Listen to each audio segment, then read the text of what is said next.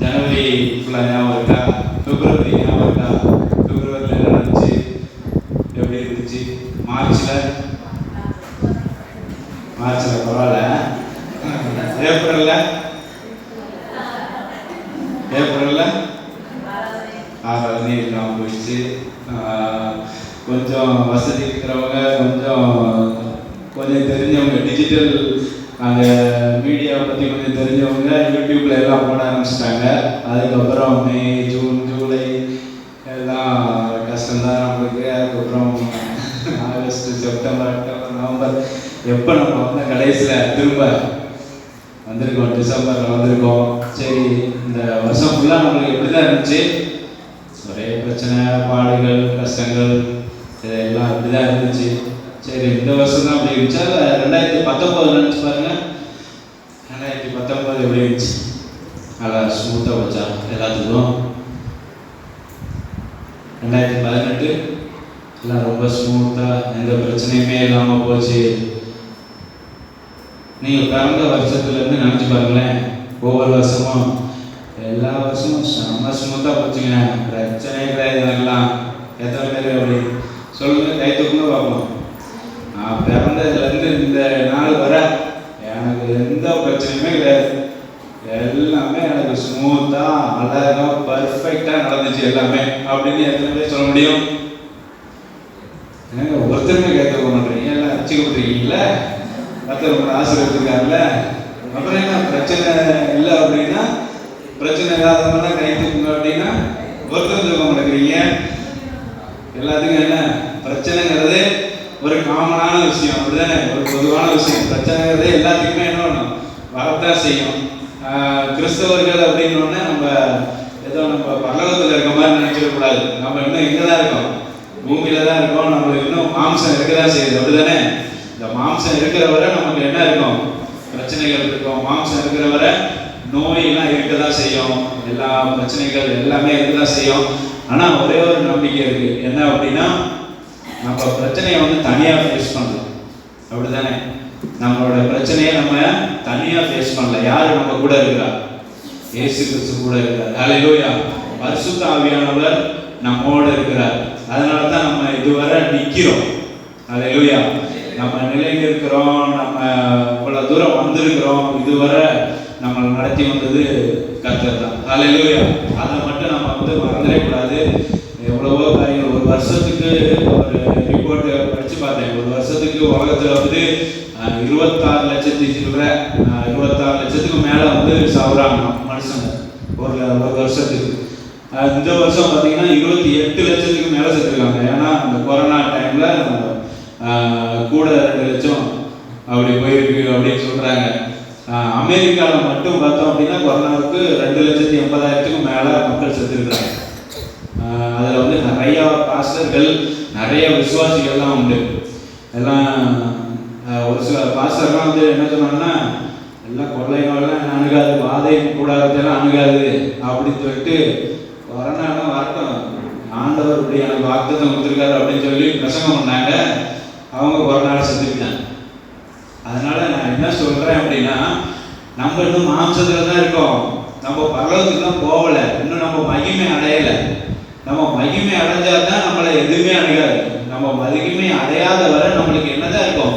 எல்லா பிரச்சனையும் இருக்கும், எல்லா நோயும் வரதான் செய்யும். மக்களுக்கு என்னென்ன வருது அதெல்லாம் நம்மளுக்கு வரதான் செய்யும். மக்கள் என்னென்ன பிரச்சனை ஃபேஸ் பண்ணுறாங்களோ, என்னன்னா அவங்க கூட தானே நம்ம இருக்கிறோம். நம்ம ஏதோ தேவதூதர்கள் கூட இருக்கிறோமா? இல்லை. நம்ம யார் கூட இருக்கோம்? சக மனிதர்களோட, எல்லா மக்களோட கூட தான் நம்ம இருக்கிறோம். அதனால எல்லா காரியங்களும் நம்மளுக்கு நடக்கத்தான் செய்யும். ஆனால் நம்மளுக்கு உள்ள ஒரே நம்பிக்கை, இயேசு நம்மளோட இருக்கார். ஹல்லேலூயா! அதை பற்றி அவங்களோடு கூட இந்த நாட்களில் பகிர்ந்து கொள்ள விரும்புகிறேன்.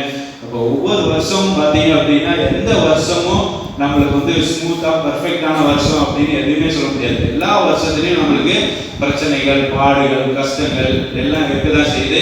அதன் வழியாக நம்ம என்ன பண்ணிட்டு இருக்கோம்? வாழ்ந்து கொண்டிருக்கிறோம். கர்த்தர் நம்மை நடத்தி கொண்டிருக்கிறார். ஹல்லேலூயா! அதனால அதை நினைத்து நம்ம கர்த்தருக்கு நன்றி செலுத்தணும். ஹல்லேலூயா! கர்த்தர் நம்மை ஆசீர்வதிப்பாராக.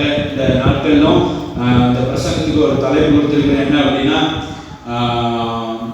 உபத்திரவங்களை மூலமா கர்த்தர் நம்மை நடத்துறார் அப்படிங்கிறது தான். உபத்திரவங்கள் மூலமா கர்த்தர் நம்மை உருவமாக்குகிறார். உபத்திரவங்கள் மூலமா கர்த்தர் நம்மை உருவாக்குகிறார் அப்படின்னு நம்ம சொல்லலாம். அப்படிதானே? உபத்திரவங்கள் மூலமாக உருவாக்குகிற தெய்வம் நம்முடைய தெய்வம். ஹல்லேலூயா. அதான் அந்த பிரசங்கத்துக்கு தலைப்பு. 2 கொரிந்தியர் 4ஆம் அதிகாரம் 17ஆவது வசனத்தை எடுத்து வாசிப்போம். 2 கொரிந்தியர் 4:17. மேலும் காணப்படுகிறவைகளை அல்ல, காணப்படாதவைகளை நோக்கி இருக்கிற நமக்கு அது சீக்கிரத்தில் நீங்கும் லேசான நம்முடைய உபத்திரவம் மிகவும் அதிகமான நித்திய கன மகிமையை உண்டாக்குகிறது. ஒரு நிமிஷம் கண்களை முடிஞ்சோமா? எங்கள் அன்பின் பரலோக பிதாவே, உம்முடைய பரிசுத்த நாமத்திற்கு மகிமை உண்டாவதாக. ஆண்டவரே, ஹல்லேலூயா. இந்த 2020 இதுவரை டிசம்பர் கடைசி ஞாயிற்றுக்கிழமை ஆராதனை வரை எங்களை கன்னிப்பணி போல காத்தீங்களே, உமக்கு ஸ்தோத்திரம். ஆண்டவரே, எங்களோடு கூட இந்த வருடத்தை துவக்கியவர்கள் இந்த நேரத்தில் எங்களோடு கூட இல்லை. ஆண்டவரே, நிறைய எங்களுக்கு பிரியமானவர்களே, இந்த சொந்தக்காரர்களை, நண்பர்களை, உறவினர்களை, நாங்கள் நேசித்த நிறைய பேரை நாங்கள் இழந்திருக்கிறோம். ஆண்டவரே, எங்களை ஆண்டவரே கண்மணி போல காத்து இதுவரை எங்களை வழி நடத்தி வந்திருக்கிறீங்க. உங்களுடைய கிருபைக்காக, உங்களுடைய இரக்கத்திற்காக நன்றி. ஆண்டவரே, எங்களுடைய பலத்தினால் நாங்கள் நிற்கல. ஆண்டவரே, உங்களுடைய கிருபையினால் நாங்கள் நிற்கிறோம் ராஜா. ஹல்லேலூயா. இந்த நாளிலும் இந்த வார்த்தை மூலமாக எங்களோடு கூட இடைபெறுக. மக்களுடைய தேவைகளை, ஹல்லேலூயா, அவங்க என்ன நோக்கத்தோட, என்ன வேதனைகளோட, என்ன கஷ்டங்களோட, என்ன உபத்திரவத்தின் மத்தியில கடந்து வந்திருக்கிறாங்களோ எங்களுக்கு தெரியாத. ஆண்டவரே, நீங்க அவங்களோடு கூட பேசுங்க, இடைபெறுங்க. ஆண்டவரே, ஹல்லேலூயா. இந்த வார்த்தை அவங்களுக்கு ஆண்டவரே சொல்ற நல்ல உற்சாகப்படுத்துகிற வார்த்தைகளாக, ஹல்லேலூயா, ஆசீர்வாதமான வார்த்தைகளாக கடந்து செல்வதாக இயேசுவின் நாமத்தில் ஜெபிக்கிறோம் பிதாவே. ஆமென். ஹல்லேலூயா. கர்த்தர் நம்மை ஆசீர்வதிப்பாராக. கர்த்தருடைய நாமம் மகிமைப்படட்டும். இந்த காணப்படுகிறவைகள் அல்ல, காணப்படாதவைகளை நோக்கி இருக்கிற நமக்கு அதிசீக்கிரத்தில் நீங்கும் லேசான நம்முடைய உபத்திரவம் மிகவும் அதிகமான நித்திய கன மகிமையை உண்டாக்குகிறது அப்படின்னு சொல்லி பார்க்கிறோம். அப்ப லேசான நம்முடைய உபத்திரவம் அப்படின்னு சொல்லி தமிழ் பைபிள்ல போட்டிருக்கு. அதுல இங்கிலீஷ்ல நம்ம பார்த்தோம் அப்படின்னா மொமெண்ட்ரி ட்ரபிள்ஸ் அப்படின்னு சொல்லி போட்டிருக்கோம். மொமெண்ட்ரி ட்ரபிள்ஸ் அப்படின்னா என்னன்னா, நம்மளுக்கு வர இந்த பிரச்சனைகள், கஷ்டங்கள் எல்லாம் வந்து தற்காலிகமானது. யாருக்காச்சும் பெர்மனண்டா ட்ரபிள்ஸ் இருக்குதா? இந்த பிரச்சனை வந்து எனக்கு பெர்மனண்டா இருக்குது அப்படின்னு கிடையாது. மிஞ்சி போனா 1 வருஷம் அந்த பிரச்சனை இருக்கலாம், இல்லை 2 வருஷம் இருக்கலாம். ஆனா அது எனக்கு வந்து ஆரம்பத்தில் நான் பிறந்ததுல இருந்து இப்ப வரை எனக்கு இந்த பிரச்சனை வந்து பெர்மனண்ட் பிரச்சனை அப்படின்னு யாராவது சொல்ல முடியுமா? அப்படிலாம் கிடையாது. அப்படிதானே? அப்போ ஒரு பிரச்சனை வரும், அப்புறம் என்ன, அது வந்து ஒரு தற்காலிகமான ஒரு பிரச்சனை, அதுக்கப்புறம் என்னன்னா போயிடும், அப்புறம் இன்னொரு பிரச்சனை வரும், அதை நம்ம பேஸ் பண்ணணும். அப்படிதான் வந்து நமக்கு இருக்குமே தவிர பெர்மனண்டா ஒரு ட்ரபிள் இருந்துகிட்டே இருக்காது. ஒரு சில பேருக்கு நோய்கள் இருக்கலாம், பெர்மனண்டா வந்து ஒரு சில பேருக்கு என்னன்னா நோய்கள், அந்த சிக்னஸ், இல்னஸ் சொல்லுவாங்க, இதெல்லாம் டிசீஸ்லாம் இருக்கலாம். அது வந்து பெர்மனண்டா இருக்கலாம். ஆனால் அந்த பிரச்சனைகள் அப்படின்னு சொல்லி வர்றப்ப, ப்ராப்ளம்ஸ், ட்ரபிள்ஸ் அப்படின்னு சொல்லி வர்றப்ப அது வந்து நம்மளுக்கு பெர்மனண்டாலாம் இருக்காது. 1 வருஷம் இருக்கலாம், 2 வருஷம் இருக்கலாம், 1 மாசம் இருக்கலாம், ஒரு நாள்லேயே சில பிரச்சனை வந்து சால்வ் பண்ணிடலாம். அது கர்த்தர் நம்மளுக்கு உதவி செய்வார். இது மாதிரி வந்து இருக்கும். ஸோ நம்மளுக்கு இருக்கிற அந்த பிரச்சனைகள் எல்லாமே நம்ம வாழ்நாள் முழுவதும் நம்ம பிரச்சனையை அனுபவிச்சாலும் அது எல்லாமே மொமெண்ட்ரி ட்ரபிள்ஸ் தான். சரிங்களா? அது எல்லாமே தற்காலிகமானது, லேசான உபத்திரவம். இது எல்லாத்தையும் நம்ம வந்து என்ன பண்ணணும், கண்டிப்பா தாங்கி தான் ஆகணும். ஏன்னா நம்ம இன்னும் இந்த பூமியில தான் இருக்கிறோம். அதனால எல்லாத்தையும் நம்ம தாங்கிக்கணும். இந்த பிரச்சனைகள் நமக்கு எதை கொண்டு வருது அப்படின்னா நித்திய கன மகிமையை கொண்டு வருகிறது. ஹல்லேலூயா. இந்த பிரச்சனைகள் எல்லாம் நம்ம கடந்து செல்லும் போது கர்த்தர் நம்மளை வந்து இந்த உபத்திரவங்களின் வழியாக, இந்த பாடுகளின் வழியாக நம்ம நடத்தி கொண்டு வரும்போது முடிவில் நமக்கு என்ன காத்திருக்கிறது? நித்திய கன மகிமை. ஹல்லேலூயா. ஒரு குளோரியஸ் லைஃப் நமக்கு காத்திருக்கு, ஒரு மகிமையான வாழ்க்கை. ஹல்லேலூயா. ஒரு இட்டர்னல் லைஃப், ஒரு நித்திய வாழ்வு நமக்காக காத்திருக்கிறது. ஹல்லேலூயா. கர்த்தர் நமக்கு ஆயத்தம் பண்ணி கொண்டிருக்கிறார். ஹல்லேலூயா. அந்த காரியத்துக்காக நம்ம என்ன பண்ணணும், இந்த லேசான உபத்திரவங்களை எல்லாத்தையும் என்ன பண்ணணும், தாங்கிக் கொள்ளணும். ஹல்லேலூயா. கர்த்தர் நம்ம இதுவரை நடத்தி வந்த தெய்வத்தை நம்ம தொடர்ந்து நம்ம நன்றி செலுத்துவோம். இப்போ ஒரு மேடம் கயான் அப்படின்னு சொல்லி ஒருத்தர் வந்து என்ன சொல்றாங்க அப்படின்னா, it is the fire of suffering that brings forth the gold of godliness அப்படின்னு சொல்றாங்க. என்னன்னா, ஒரு அக்னி இருந்தாதான் ஒரு பியூர் கோல்டு வரும். அப்படிதானே? ஒரு ஒரு நெருப்பு இருந்தால் தான் வந்துட்டு நம்ம ஒரு சுத்தமான தங்கத்தை வந்து நம்ம பெற முடியும். நெருப்பு இல்லாமல் ஒரு உருக்களம், அந்த அந்த களம் இல்லாமல், அந்த ஒரு அக்கினி இல்லாமல் பியூர் கோல்டு நம்ம கிடைக்குமா? நம்மளுக்கு கிடைக்கவே கிடைக்காது. ஸோ அந்த பியூர் கோல்டு நம்மளுக்கு வேணும், சுத்தமான தங்கம் வேணும் அப்படின்னா அந்த கோல்டு வந்து எதுக்குள்ள போயாகணும்? அக்கினிக்குள்ள போயாகும். அக்கினிக்குள்ள போனா தான் சுத்தமான தங்கம் நம்மளுக்கு கிடைக்கும். அதே போலதான் நம்மளோட வாழ்க்கையிலும் அக்கினி போன்ற பிரச்சனைகள், அந்த மாதிரி உபத்திரவங்கள், அந்த மாதிரி பாடுகள், கஷ்டங்கள், இது வழியா நம்ம கடந்து போறப்பதான் நம்ம வந்துட்டு அந்த நித்திய கனமகிமே பெற முடியும். புரியுதுங்களா? ஸோ அந்த சுத்தமான தங்கம் பெறணும் அப்படின்னா அது அக்கினிக்குள்ள போகணும். அதே மாதிரி நம்மளுக்கு நித்திய கனமகிமை, ஒரு நித்திய ஜீவனை நம்ம அடையணும், நம்மளுக்கு ஒரு மகிமையான ஒரு வாழ்க்கையை நம்ம அடையணும் அப்படின்னா இந்த மாதிரி உபத்திரவங்களுக்குள்ள நம்ம கண்டிப்பா கடந்துதான் போகணும். ஹல்லேலூயா. அது கர்த்தர் நமக்கு வந்து கிருபை செய்வார்கள். ஸோ இதுல நம்ம என்ன தெரிஞ்சுக்கிறோம்னா, God has a purpose behind every problem. ஒவ்வொரு பிரச்சனைக்கும் பின்னால கர்த்தர் ஒரு நோக்கத்தை வைத்திருப்பார். ஹல்லேலூயா. நீங்க வந்து பிரச்சனை ஃபேஸ் பண்றது எல்லாமே நீங்க வந்து என்ன இப்படி பிரச்சனையா வந்துட்டு இருக்கு, என்ன அப்படி உபத்திரப்பட்டு இருக்கீங்க, என்ன அப்படி பாடுகள் கஷ்டங்கள் ஏன் அப்படி வந்துட்டே இருக்கு அப்படி சொல்லி நீங்க நினைக்கலாம். ஆனா வந்துட்டு ஒவ்வொரு பிரச்சனைக்கும் பின்னால, ஒவ்வொரு உபத்திரவங்களுக்கும் பின்னால கர்த்தர் ஒரு நோக்கத்தை வைத்திருப்பார். ஒரு நோக்கத்தோட தான் நம்மளுக்கு வந்து என்ன வருது அப்படின்னா பிரச்சனை வருது. புரியுதுங்களா? அதை வந்து நம்ம நல்லா தெரிந்திருக்கணும். அப்புறம் வந்துட்டு கர்த்தர் வந்துட்டு இந்த மாதிரி சூழ்நிலைகள், பிரச்சனையான உபத்திரவமான சூழ்நிலைகளை கர்த்தர் நம்மளுக்கு நேரம் அனுப்பி கொடுக்குற காரணம் என்ன அப்படின்னா, அது மூலமா தான் நம்ம we can become like Jesus Christ. நம்ம வந்து இயேசு கிறிஸ்துவ போல அவரோட குணாதிசயங்கள் எல்லாம் நம்ம பெறணும் அப்படின்னா இந்த மாதிரி காரியங்களுக்குள்ள நம்ம கடந்து போனாதான் என்ன பண்ண முடியும்? அந்த இயேசு கிறிஸ்துவ போல நம்ம மாற முடியும். இயேசு கிறிஸ்து நம்ம பைபிளே பாருங்களேன், ஆதியாகமத்துல இருந்து வெளிப்படுத்தல் வர பிரச்சனை இல்லாத ஒரு கேரக்டர் சொல்லுங்க. ஆதாம்னா பிரச்சனை இல்லை, அவன் வாழ ஜாலியா இருந்தான். அப்படி சொல்லுங்க. ஆதாம்ல இருந்து கடைசியில் அங்க யோவான் எழுதியிருக்காரு, அப்போஸ்தலர் யோவான் வெளிப்படுத்தல் எழுதியிருக்காரு. அந்த அப்போஸ்தலர் யோவான் வர ஆதாம்ல இருந்து பிரச்சனை இல்லாத மனுஷனை பைபிள்ல சொல்லுங்க. எல்லாத்துக்கும் என்ன உபத்திரம் இருந்துச்சு, பிரச்சனை இருந்துச்சு, பாடுகள் இருந்துச்சு, கஷ்டம். ஏன் அப்படின்னா இதெல்லாம் பரலோகத்துல இருக்கிறவங்களை குறித்து எழுதல. இது எல்லாமே இங்க பூமியில வாழ்ந்தவங்களை குறித்து தான் பைபிள் எழுதி வச்சிருக்கு. அவங்க எல்லாம் எங்கதான் இருந்தாங்க? பூமியில தான் இருந்தாங்க. அதனாலதான் அவங்களுக்கு என்ன உபத்திரவங்கள், கஷ்டங்கள் எல்லாமே இருந்துச்சு. ஆனா எல்லாரும் வந்து அந்த பிரச்சனைகள் எல்லாம் தனியா ஃபேஸ் பண்ணாங்களா? யார் கூட இருந்தா? கர்த்தர் கூட இருந்தார். ஹல்லேலூயா. கர்த்தர் எல்லா பிரச்சனை, எல்லா உபத்திரவங்களையும் அவங்க கடந்து போக, அதன் மூலமாக அவங்களோட வெற்றிகரமான வாழ்க்கைக்கு அவங்க கடந்து வர கர்த்தர் உதவி செய்தார் ஒவ்வொருத்தரையும். ஹல்லேலூயா. அதே போலதான் நம்மளும் இந்த பைபிள்ல எப்படி உபத்திரவம் இல்லாத, பாடுகள் இல்லாத ஒரு கேரக்டர் கூட இல்லையோ, அதே மாதிரிதான் நம்ம சபையிலும் பாத்தீங்க அப்படின்னா, எந்த சர்ச்சிலையும் பாத்தீங்க அப்படின்னா பிரச்சனை இல்லாத ஆட்களே இருக்க மாட்டாங்க. எல்லாத்துக்கும் கஷ்டங்கள் இருக்கதான் செய்யும். அது எல்லாத்தையும், அந்த எல்லா சூழ்நிலைகளையும் கர்த்தர் எதற்காக அதை அனுமதிக்கிறார் அப்படின்னா, அப்பதான்ப்பா நீ இயேசு கிறிஸ்துவ போல மாறுவ. நீ என்ன போல மாறணும்ல, அப்ப நானே உபத்திரவங்கள் வழியா தான் கடந்து போகணும். இயேசு கிறிஸ்துவுக்கு பிரச்சனையே இல்லை அப்படின்னு யாரும் சொல்ல முடியுமா? இயேசு கிறிஸ்து தெய்வம், அவரே பூமிக்கு வந்தாரு. பூமிக்கு வந்தோடனே பிரச்சனை இருந்துச்சா இல்லையா? ஃபர்ஸ்டே அவருக்கு பிறப்பே கொஞ்சம் பிரச்சனையாக தான் இருந்துச்சு.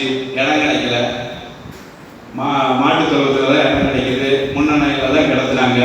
அதுக்கப்புறம் பார்த்தீங்கன்னா அவருக்கு இல்லாத அவரை எல்லாம் முருகிட்டாங்க. அவர் எல்லாம் ஏற்றுக்கொண்டாங்களா? இயேசு கிறிஸ்துவ நான் தான் மெசியா, நான் தான் தேவனுடைய குமாரன் அப்படின்னு சொன்னாரு. இவன் தேவ தூசனை சொல்றான் அப்படின்னு சொல்லிட்டு கல்லெறிய விட்டாங்க.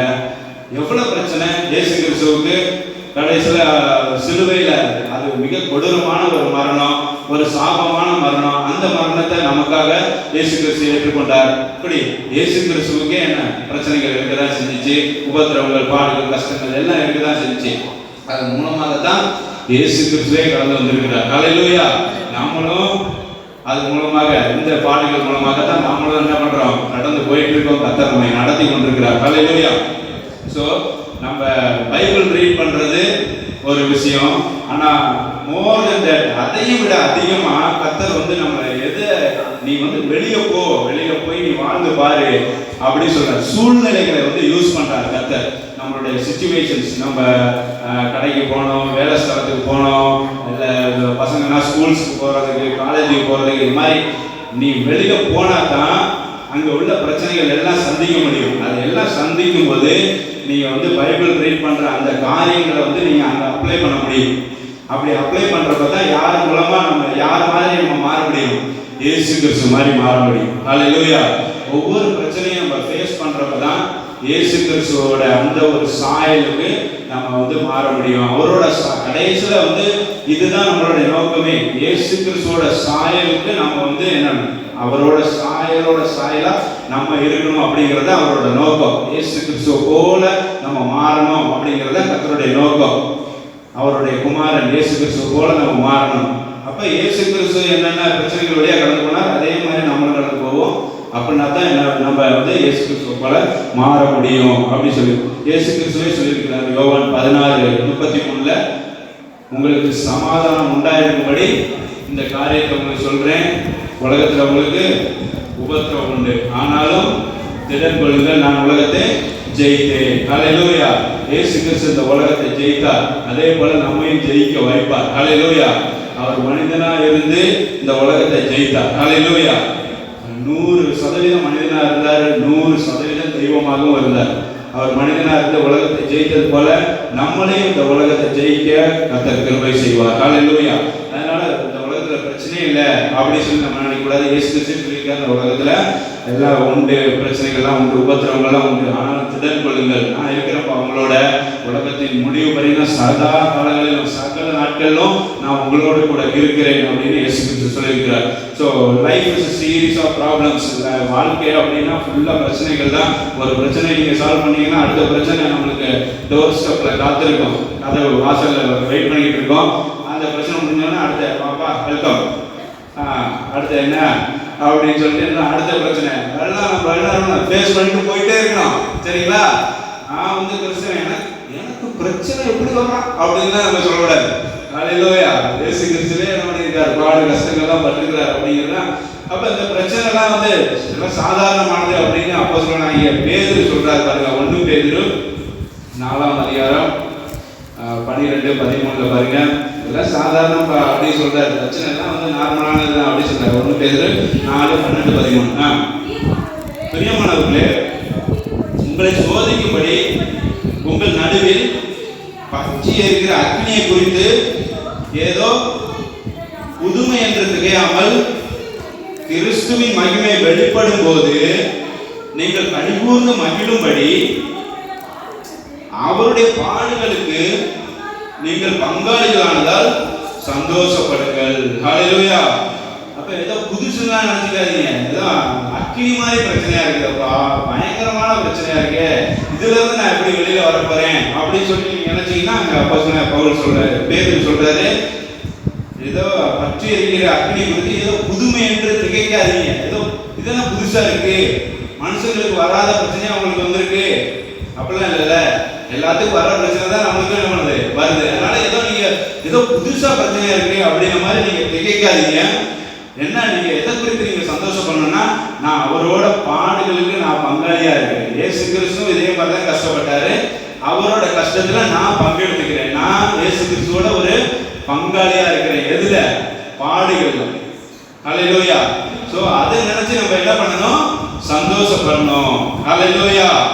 அதுதான் நம்மளுக்கு ரொம்ப முக்கியமான காரியம். சோ இந்த பிரச்சனைகள், இந்த சூழ்நிலைகள் எல்லாத்தையும் இயேசு கிறிஸ்து எதுக்கு யூஸ் பண்றாருன்னா, அப்பதான் நம்ம இந்த பிரச்சனைகள்லாம் இல்லைன்னா நம்ம பண்ண சொகுசா அடுத்து என்ன, அடுத்த அங்க ஒரு வீடு கட்டிடலாமா, இங்க ஒரு பிளாட் வாங்கிக்கலாமா, அடுத்து என்ன கார் வாங்கலாம், இந்த பைக்கு சரியில்லை, நம்ம ஒரு நல்ல பெட்டரா ஒரு பைக் வாங்கணும் அப்படின்னு சொல்லிட்டு எல்லாம் அடுத்தடுத்து என்ன அப்படிங்கிறத யோசிச்சுட்டு கடவுளை மறந்துடுவோம், இயேசு கிறிஸ்துவெல்லாம் மறந்துடுவோம். ஸோ அதனால இந்த பிரச்சனைகள் எல்லாம் இயேசு கிறிஸ்து எதுக்கு அனுமதிக்கிறார் அப்படின்னா, அப்பதான் நீ வந்து தேவனை நோக்கி பார்ப்ப.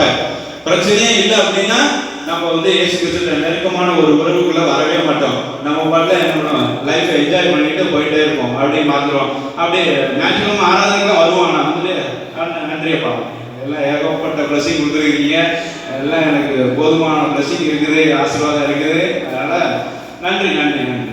ஓகே, அவரு பாஸ்டர் வந்து ஏதாச்சும் கஷ்டத்தை பற்றி பிரச்சனை பற்றி பேசணும், என்ன சரி, கஷ்டப்படுறவங்களுக்காக பேசிட்டு இருக்காரு போல, நமக்கு ஆண்டவர் வந்து நல்லா வச்சிருக்கிறாரு அப்படின்னு சொல்லி நம்ம ஒரு சில பேர் அப்படி நினைக்கலாம், அப்படி போயிடுவோம். அதனாலதான் ஆண்டவர் என்ன பண்றாரு, அடுத்தடுத்து சீரியஸா ஒரு பிரச்சனையை கொடுத்துட்டே இருக்கிறாரு. அப்பதான் நம்ம என்ன பண்ணோம், இயேசு கிறிஸ்துவை நோக்கி பார்ப்போம். இல்லை அப்படின்னா நம்ம பாட்டுல ஜாலியா என்ஜாய் பண்ணிட்டு போயிடுவோம். அதுக்காக தான் நம்மளுக்கு பிரச்சனை வருது அப்படி சொல்லி பார்க்கிறோம். சரிங்களா? அப்ப நம்ம பிரச்சனை வருது அப்படின்னா நம்ம என்னன்னா இயேசு கிறிஸ்துவோட நம்ம நெருக்கம் ஆகணும் அப்படின்னு அர்த்தம். அல்லேலூயா. இன்னும் நம்ம இயேசு கிறிஸ்துக்குள்ள ஒரு நெருக்கமான உறவுக்குள்ள போகணும் அப்படின்னு சொல்லி அர்த்தம். அப்ப பிரச்சனை வரும்போது அப்படி நினைச்சுக்கோங்க, நம்ம இன்னும் இயேசு கிறிஸ்துவோட நெருக்கமான ஒரு உறவுக்குள்ள போக வேண்டி இருக்குது அப்படி சொல்லி நினைச்சுக்கோங்க. சரிங்களா? ஸோ சங்கீதம் 34:18 பாருங்க. சங்கீதம் 34:18. யாரு கர்த்தர் ரொம்ப நேசிக்கிறார்? நொறுங்குண்ட இருதயம் உள்ளவர்களுக்கு கர்த்தர் சமீபமா இருந்து நறுங்குண்ட ஆவியில் அவர்களை ரட்சிக்கிறார் அப்படி சொல்லப்பட்டிருக்கு. அடுத்த வருஷத்துல நீதிமானுக்கு ஒரு துன்பங்கள் அநேகமா இருக்கும், கர்த்தர் அவைகள் எல்லாவற்றிலும் இருந்து அவனை விடுவிப்பார். எல்லாம் பிரச்சனைகள்லாம் வரணும், நீதிமானுக்கு அநேக துன்பங்கள் வரலாம், ஆனா அவைகள் எல்லாவற்றிலிருந்து கர்த்தர் நம்ம என்ன பண்ணுவார், விடுவிப்பார். நம்ம வந்து திராணிக்கு மேலாக கர்த்தர் நம்மளை சோதிக்க மாட்டார். அப்படியே சோதிச்சாலும் அதுல இருந்து தப்பித்துக்கொள்ள ஒரு வழியை கர்த்தர் நமக்கு ஏற்படுத்தி கொடுப்பார். அல்லேலூயா. நிச்சயமா ஒவ்வொரு பிரச்சனைக்கும் கண்டிப்பா ஆண்டவர் வந்து ஒரு சொல்யூஷன் வச்சிருப்பாரு. நம்ம உலகத்திலே சொல்லுவாங்கல்ல, கூட்டு வந்து உருவாக்குனா கண்டிப்பா சாமியும் வந்து என்ன பண்ணுவாங்க, இது தயாரிப்பாங்க. அதே மாதிரி பிரச்சனை அப்படின்னு ஒன்று இருந்துச்சுன்னா கண்டிப்பா ஒரு சொல்யூஷன் அப்படின்னு சொல்லி, தீர்வு அப்படின்னு சொல்லி ஒன்று இருக்கத்தான் செய்யும் அப்படின்னு வந்து உலகத்திலே சொல்லுவாங்க. ஸோ அது போலதான் கர்த்தரும் வந்துட்டு நம்மளுக்கு பிரச்சனைகளை அனுமதிக்கும் போது அதுல இருந்து எப்படி தப்பிக்கலாம், அதுல இருந்து எப்படி வெளியில வரலாம் அப்படிங்கிற ஒரு ஞானத்தையும் கர்த்தர் நமக்கு கொடுக்கிறார். அல்லேலூயா. கர்த்தர் நம்ம ஆசீர்வதிப்பார். ஸோ நீங்க வந்து நொறுங்குண்ட இருதயம் உள்ளவர்களா இருக்கிறீங்களா, கர்த்தர் உங்களுக்கு சமீபமா இருக்கிறார். அல்லேலூயா. இந்த 2020 முதல்ல இருந்து பார்த்தீங்க அப்படின்னா நிறைய பேர் நொறுங்கி போயிருப்பாங்க, நிறைய பேர் நறுங்குண்ட ஒரு ஆவியோட இருப்பாங்க, ரொம்ப கஷ்டப்பட்டு அப்படியே என்னடா அப்படின்னு சொல்லி நிறைய பேர் வந்துட்டு இந்த சத்தியத்தை பற்றி விசுவாசத்தை விட்டு தவறி போனவங்கலாம் இருக்கிறாங்க. அப்படித்தானே? ஒரு சில பிரச்சனைகளை பார்த்தோம்னா என்ன பண்ணிடுறாங்க சில பேர், என்ன இதெல்லாம் இப்படி வருது, ஒரு கிறிஸ்தவனா இப்படிலாம் இருக்கக்கூடாது அப்படின்னு சொல்லி நினைக்கிறாங்க. நம்ம எதை வந்து தப்பா புரிஞ்சுக்கிறோம் அப்படின்னா ஆசீர்வாதத்தை தப்பா புரிஞ்சுக்கிறதுனால தான் இப்படி நடக்குது. என்ன அப்படின்னா ஆசீர்வாதம் அப்படின்னாலே நம்ம உலக பொருட்கள் எல்லாம் நம்மளுக்கு இருக்கணும், நல்ல ஒரு வீடு இருக்கணும், நல்ல ஒரு பைக்கு கார் இருக்கணும், நல்ல ஒய்ஃப் இருக்கணும், 4 பிள்ளைங்க இருக்கணும் அப்படின்னு சொல்லிட்டு என்னன்னா இது மாதிரி நம்ம அதுதான் ஆசீர்வாதம் அப்படின்னு சொல்லி நினைக்கிறோம். அது மாதிரி ஆசீர்வாதம்னா பழைய ஏற்பாடுல அது மாதிரி ஆசீர்வாதம் தான். ஆபிரகாம் எங்க போனாலும் லேண்ட் வாங்குறது, தாவீது எங்க போனாலும் எல்லாத்தையும் எல்லாம் துவம்சம் பண்ணி எல்லாத்தையும் பிடிச்சி நம்ம ஏரியா அப்படின்னு சொல்லிட்டு என்ன பண்றது, எல்லாம் பழைய ஏற்பாடுல பார்த்தீங்கன்னா பிளஸிங் அப்படின்னா உலக பொருள்லாம் நீ எவ்வளவு தூரம் உனக்கு சொத்து சேர்த்துக்கிறேன் சொத்து சேர்த்துக்க அப்படிங்கிற மாதிரி பழைய ஏற்பாடுல பார்த்தீங்கன்னா அது மாதிரி ஆசீர்வாதங்கள், உலக சம்பந்தமான ஆசீர்வாதங்கள். புதிய ஏற்பாடுல ஆசீர்வாதம் அப்படின்னா என்னன்னா ஆவிக்குரிய ஆசீர்வாதம். கர்த்தர் உங்களை வச்சுருக்கிற டேவிட் பிரதர் ஜெபம் பண்ணாங்க, நாங்கள் பாவிகளா இருந்தோம், அக்கிரமக்காரங்களா இருந்தோம், மீறுதல் செஞ்சுக்கிட்டு இருந்தோம் அப்படின்னு சொல்லிட்டு இதுல இருந்து எங்களை ஆண்டவரை ரட்சித்தீங்களே அப்படின்னு சொன்னோம். அதுதான் நம்மளுக்கு ஆசீர்வாதம். சரிங்களா? நம்ம அந்த உலகத்துல எல்லாம் ஆசீர்வாதம் அப்படின்னா தப்பா புரிஞ்சுக்கிறாங்க. உலக பொருட்கள் எவ்வளவு தூரம் நம்மளுக்கு இருக்கு, அதுதான் கர்த்தர் நமக்கு கொடுத்த ஆசீர்வாதம். அப்படின்னா பவுலுக்கு எத்தனை வீடு இருந்திருக்கணும், பேதுரு எத்தனை வீடு கட்டி இருந்திருக்கலாம், பேதுரு எவ்வளவு பெரிய பணக்காரனா இருந்திருக்கணும், பவுல் செய்யாத ஊழியமா எவ்வளவு பெரிய ஊழியம் செய்தார், கர்த்தர் எவ்வளவு தூரம் அவரை ஆசீர்வதிச்சிருக்கணும், எத்தனை பங்களா அவர் கட்டி இருந்திருக்கலாம். அது கிடையாது, உலக ஆசீர்வாதம் கிடையாது. புதிய ஏற்பாடை பொறுத்தவரை ஆசீர்வாதம் அப்படின்னா ரட்சிப்பு. கர்த்தர் உங்களை ரட்சித்துக்க. நம்ம பாவியா இருந்தோம், அல்லேலூயா, நரக ஆக்கினைக்கு கர்த்தருடைய கோப ஆக்கினைக்கு கீழே இருந்தோம். அப்படிப்பட்ட நம்ம கர்த்தர் வந்து அதிசயமா ஆச்சரியமா நம்மளாம் நினைச்சு கூட பார்க்க முடியாது. நம்ம இப்படி ஒரு ரட்சிப்பு நமக்கு வருமா அப்படிங்கிறத நம்மளாம் ரட்சிக்கப்படுவோமா அப்படிங்கிறத நீங்க நினைச்சு பார்த்துருக்கீங்களா? இந்த சபைக்கு வருவோமா, நம்மளாம் ரட்சிக்கப்படுவோமா அப்படின்னு நினைச்சு பார்த்துருக்கீங்களா? கர்த்தர் வந்து எப்படி ஆண்டவர் வந்து நம்மளை ரட்சித்து கொண்டு வந்தார். யாரோ ஒருத்தர் மூலமா சுவிசேஷம் நம்மளுக்கு சொல்லப்பட்டு நம்ம இந்த சபைக்கு வந்திருக்கிறோம், கர்த்தரை பத்தி தெரிந்து கொள்றோம், கோபாக்கினையில இருந்து வெளியில வந்திருக்கிறோம். அந்த நரகத்துக்கு போற அந்த பாதையில இருந்து கர்த்தர் நம்மளை மீட்டு ரட்சித்திருக்கிறாரு. பரலோக பாதையில பயணிக்க கர்த்தர் நமக்கு கிருபை செய்திருக்கிறாரு. இதுதாங்க ஆசீர்வாதம். ஹல்லேலூயா. அப்போ உலக பொருட்கள் இந்த இதெல்லாம் வந்து நாடி தேடாதீங்க. அதை வச்சுட்டு கர்த்தர் என்னை ஆசீர்வதிச்சிருக்கிறார் அப்படின்னு நினைக்காதீங்க. அது இல்லை ஆசீர்வாதம். அப்படின்னா பழைய புதிய ஏற்பாடுல எல்லா பரிசுத்தவான்களும் பெரிய ஆளுநராக இருந்திருக்கணும். எல்லாம் ரொம்ப கஷ்டப்பட்டாங்க. இயேசு கிறிஸ்துவே அரண்மனையில பிறந்திருக்கணும் அப்படின்னா ஆசீர்வாதமா. அப்படி இல்லை. புதிய ஏற்பாடுல என்ன அப்படியே தலையில மாறி இருக்கும். ரட்சிப்பு தான் நமக்கு ஆசீர்வாதம். அதான் மிகப்பெரிய ஒரு பொக்கிஷம். ஹல்லேலூயா. அந்த ரட்சிப்பை காத்துக்கொள்ளணும். அந்த ஆசீர்வாதத்தை நம்ம காத்துக்கொள்ளணும். அதை விட்டு நம்ம விலகி போயிடக்கூடாது.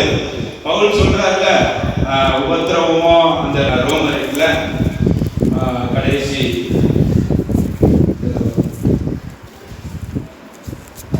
ரோமர் 8:36-37 கிறிஸ்துவின் அன்பை விட்டு நம்மை பிரிப்பவன் யார்? உபத்திரவமோ வியாகுலமோ துன்பமோ பசியோ நிர்வாணமோ நாசமோசமோ இவை எல்லாவற்றிலேயும் நாம் நம்மை அன்பு கூறுகிறவர்களாலே முற்றும் ஜெயம் கொள்கிறவர்களாக இருக்கிறோம். இதுதான் ஆசீர்வாதம். ஹல்லேலூயா. என்ன வந்தாலும் சரி, நாம நம்மை அன்பு கூறுகிற அந்த இயேசு கிறிஸ்துவினாலே முற்றும் ஜெயம் கொள்கிறவர்களாக இருக்கிறோம். ஹல்லேலூயா.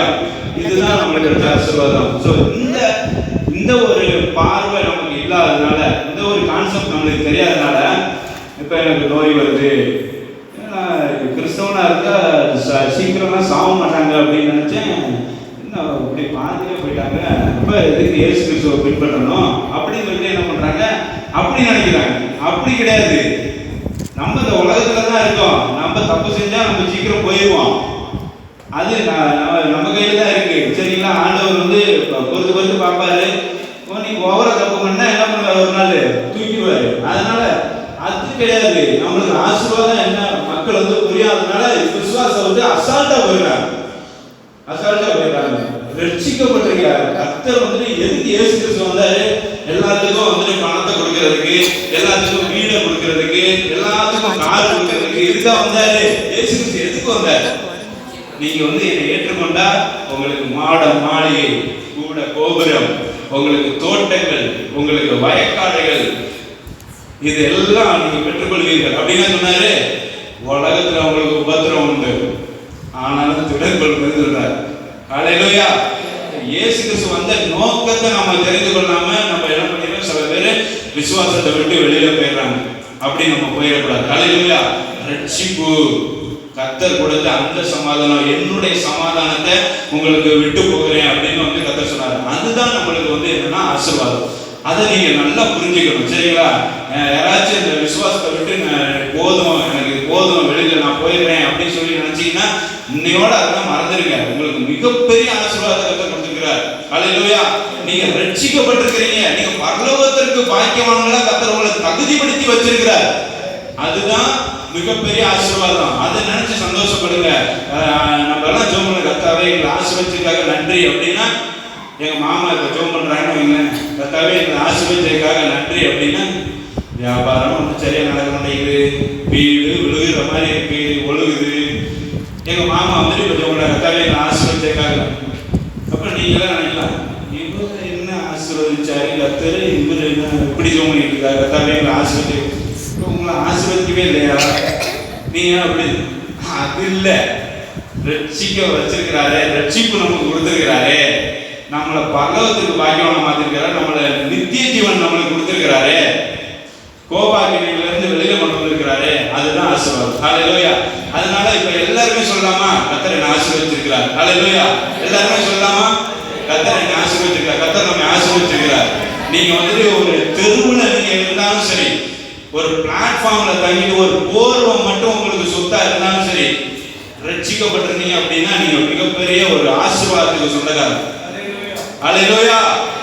நீங்க பிளாட்ஃபார்ம்ல வாழ்ந்துகிட்டு இருந்தாலும் சரி, ரட்சிக்கப்பட்டிருந்தீங்க அப்படின்னா நீ உங்களை மாதிரி ஆசீர்வதிக்கப்பட்டது வேற யாருமே கிடையாது. ஹல்லேலூயா.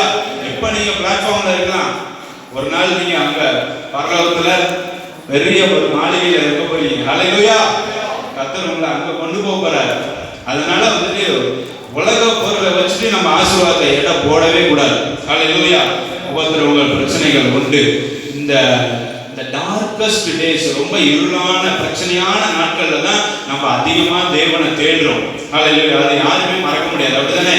நம்மளுக்கு எப்போ வந்துட்டு வாழ்க்கையில ஒரு இருளான பகுதியில் நம்ம கடந்து போற மாதிரி தோணுதோ அந்த நேரத்துல தான் நம்ம அதிகமா ஆண்டவரை வந்து தேடுறோம் அப்படி சொல்லி பார்க்கிறோம். So when your heart is broken, உங்களுடைய இதயம் எப்போ உடைந்திருக்கிறதோ, எப்ப நீங்க கைவிடப்பட்ட மாதிரி ஃபீல் பண்றீங்களோ, வேற வழியே இல்லை அப்படின்னு சொல்லி எப்ப நினைக்கிறீங்களோ, உங்களுடைய வேதனைகள் வலிகள் எப்ப வந்து அதிகமா இருக்குதோ அந்த நேரங்கள் எல்லாத்துலயும் நீங்க தேவனிடம் திரும்பணும்.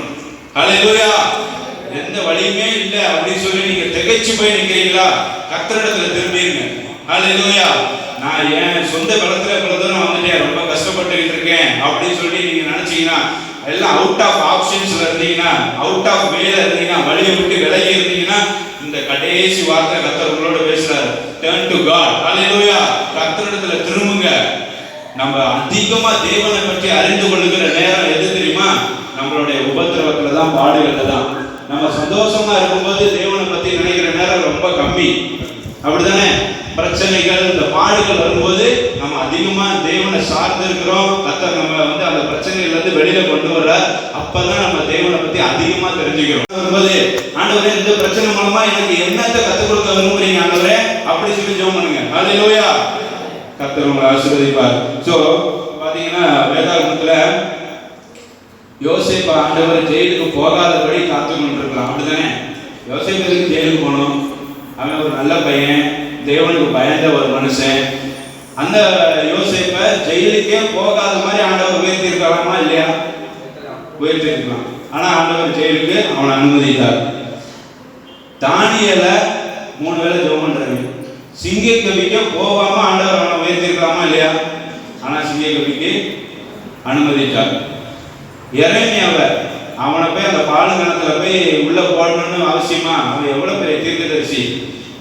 பாபிலோனியர்கள் வந்து எருசலேமை பிடிக்க போறாங்க அப்படின்னு சொல்லிட்டு கர்த்தர் மூலமா அந்த வார்த்தை அவனுக்கு உண்டாக்கி சொல்றேன், எருசலேமே நீங்க வந்துட்டு எல்லாம் அன்மேடா போறீங்க, பாபிலோனியர்கள் வந்து பிடிச்சு போறாங்க அப்படின்னு சொல்லிட்டு என்ன பண்ற, தீர்க்கதரிசனம் சொல்ற ஒரு மிகப்பெரிய தீர்க்கதரிசி. அவனை பாலுங்கணத்துக்குள்ள உள்ள போட்டாங்க. அவனை பாலுங்கணத்துக்கு உள்ள போடாம கர்த்தர் வந்துட்டு அவனை உயர்த்தி வைத்திருந்திருக்கலாம்ல. ஆனா பாலுங்கணத்துக்குள்ள அவன் போடப்பட்டான். பவுல் 3 தடவை கப்பர் சேதம். அவன் தேவனுடைய ஊழியத்துக்கு தான் போறான். அப்ப எதுக்கு கப்பர் சேதம் வருது? கப்பர் சேதம் இல்லாம அந்த இடத்துக்கு பெர்ஃபெக்ட்டா கர்த்தர் அவனை கொண்டு போயிருக்கலாம்ல. ஆனா கொண்டு போகல. எதுக்கு கப்பர் சேதம் வந்துச்சு? இந்த 3 வாலிபர்கள் நீங்க வந்துட்டு ஆண்டவர் வந்து நீங்க தப்பு வைக்காம போனாலும் சரி, நீங்க நிறுத்தி அந்த பொருட்களையே நாங்க வணங்க மாட்டோம் உள்ளதுக்கு போட்டாங்க.